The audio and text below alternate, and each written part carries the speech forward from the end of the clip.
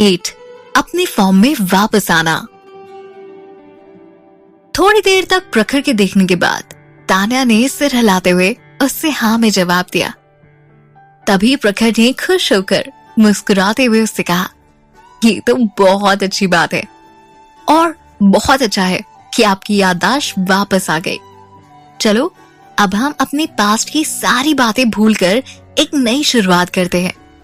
दीदी, इस साल मेरी ग्रेजुएशन होने के बाद ना मैं प्रॉमिस करता हूँ मैं हमारी फैमिली को सपोर्ट करने के लिए बहुत मेहनत करूंगा। आपकी जो भी प्रॉब्लम्स है ना वो सब सॉल्व कर दूंगा। आप अभी भी बहुत वीक हो, इसलिए आप घर पर रहकर ना बस आराम करना। आप सब कुछ बस मुझ पे छोड़ देना दीदी। मैं हम तीनों के लिए ना बहुत सारे पैसे कमाऊंगा और देखना आप, मैं सब कुछ ठीक कर दूंगा। प्रखर बहुत सारी उम्मीदों का दामन पकड़े अपने घर के लिए कुछ अच्छा करना चाहता था। वो एक जिम्मेदार लड़का बनना चाहता था। उसे तान्या की भी फिक्र थी। एक अच्छे भाई की तरह उसे अपनी बहन का ख्याल था। तान्या ने स्माइल करते हुए उसे जवाब दिया, मुझे तुम पर पूरा यकीन है, पर प्लीज मेरी टेंशन मत लो, मैं सच में बिल्कुल ठीक हूं। तान्या को प्रखर की आंखों में उसके लिए बहुत सारी चिंता दिखाई दे रही थी। प्रखर ने कहा, दीदी आप भी एक इंसान हो, पर इतना सब कुछ हो जाने के बाद सब कुछ कैसे ठीक हो सकता है? अगर वो एक्सीडेंट नहीं हुआ होता तो आज आप पता नहीं कहां पहुंच गए होते। आपका फ्यूचर बहुत ब्राइट होता दीदी। अगर तान्या के बजाय किसी और के साथ ये सब कुछ हुआ होता तो वो शायद पूरी तरह से बिखर कर टूट चुका होता। कोई भी निराश हो जाता अगर किसी के साथ इतना बुरा हुआ होता। अगर किसी ने इतना ब्राइट फ्यूचर किसी से छीन लिया होता। हालांकि तान्या आहूजा कोई आम लड़की नहीं थी। उसे विश्वास था उसकी एबिलिटीज और उसकी चीजों पर, उसके लर्निंग्स पर। उसे किसी सर्टिफिकेट में डिफाइन नहीं किया जा सकता। उसे विश्वास था कि वो इस डिवोर्स को झेल सकती है और इस गरीबी से भी बाहर निकल सकती है। जो बातें कभी उसे चुभा करती थी, अब उन बातों से उसे बिल्कुल डर नहीं लगता। अब वो अपनी पुरानी लाइफ वापस लेने वाली थी और इस बार कोई चीज या कोई इंसान उसके रास्ते में नहीं आ सकता था। तान्या बहुत कॉन्फिडेंट थी। तभी तान्या ने टॉपिक चेंज करते हुए कहा, मैं सच में बिल्कुल ठीक हूं। क्या तुम्हें अपनी दीदी पर भरोसा नहीं? बाय द वे प्रखर, तुम बताओ तुम्हें किस टाइप की जॉब करनी है? तभी पूरी एक्साइटमेंट के साथ प्रखर उससे बताता है, दीदी मैं ना कंप्यूटर साइंस में एक डिग्री ले रहा हूँ, इसलिए मैंने कोई इंटरनेट कंपनी ज्वाइन करने का प्लान किया है। पर आप बिल्कुल टेंशन मत लेना, ये कंपनी ओबरॉय कंपनी तो नहीं होगी, पर ठीक ठाक तो ढूंढ ही लूंगा। उस समय ऑनलाइन बिजनेस में ओबरॉय कंपनी शहर की सबसे बड़ी इंटरनेट कंपनी थी। पहले ओबरॉय कंपनी सिर्फ होटल्स या फिर रियल एस्टेट का काम करते थे, पर आदित्य ने उनका बिजनेस ऑनलाइन बिजनेस से बढ़ाकर इंटरनेट कंपनी खोल ली थी, जो उस समय सबसे बड़ी इंटरनेट कंपनी बन चुकी थी।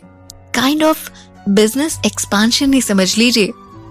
उसकी एक्सपर्ट लीडरशिप के अंडर आज ओबरॉय कंपनी बहुत आगे जा चुकी थी।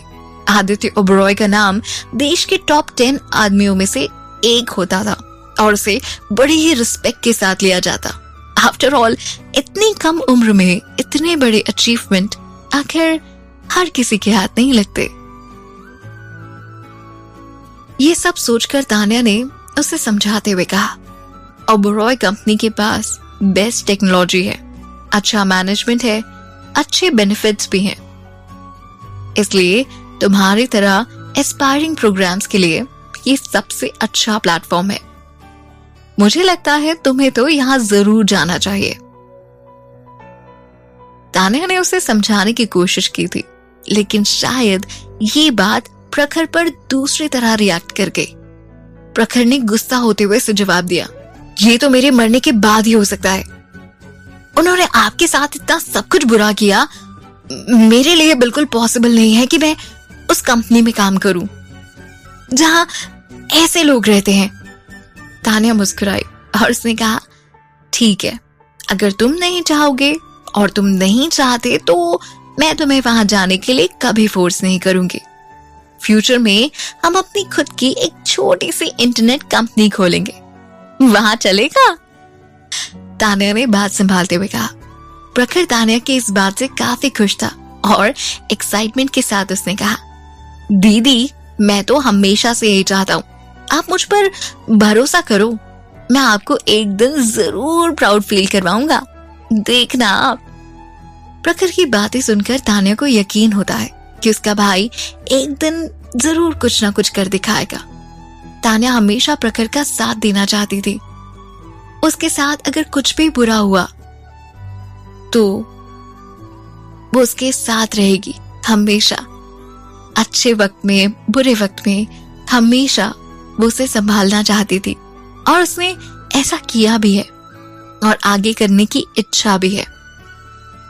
जब तान्या प्रखर से रात भर बात करती रही, उस समय आदित्य उसे बाहर दर-बदर ढूंढता रहा। हालांकि वो उसे 2 घंटे से उसे वहीं ढूंढ रहा था, पर उसका फिलहाल कोई फायदा ही नहीं था। उसने हर जगह तान्या को ढूंढा, पर तान्या मिलती कैसे? तान्या तो अपने उस घर में थी जिसके बारे में आदित्य को कोई अंदाजा भी नहीं था। शायद वो पागलों की तरह इस तरह उसे ढूंढ रहा था कि उसे इस बात का एहसास हुआ, और ये एहसास तब हुआ जब अनु ने उसे कॉल किया और पूछा, आदित्य तुम सो रहे हो क्या? डेली रात में आदित्य को कॉल करना अनु की आदत बन चुकी थी, पर आदित्य को उससे बात करना बिल्कुल अच्छा नहीं लगता था और उसकी रूटीन लाइफ के बारे में वो बार बार सुनने में कोई इंटरेस्ट भी नहीं रखता था। इसलिए उनके लेट नाइट कॉल्स हमेशा हेलो और गुड नाइट पर ही खत्म हो जाते थे। आदित्य ने बिना इंटरेस्ट दिखाते हुए उससे पूछा, नहीं मैं अभी भी जाग रहा हूँ, तुम्हें बात करनी थी। उतने में अनु ने कहा, आरफ कैसा है? वो कल लंच के टाइम कुछ ठीक नहीं लग रहा था। अनु ने झूठी केयर दिखाते हुए पूछा। वो जानती थी कि उसे वहां होने से आरफ को प्रॉब्लम हो रही थी। अपनी इमेज बचाने के लिए वो ये सारा दिखावा कर रही थी और ऐसा दिखा रही थी जैसे उसने सब कुछ नोटिस ही नहीं किया। आदित्य ने कटा सा जवाब दिया। उसने कहा, हाँ वो ठीक है, अभी सो रहा है।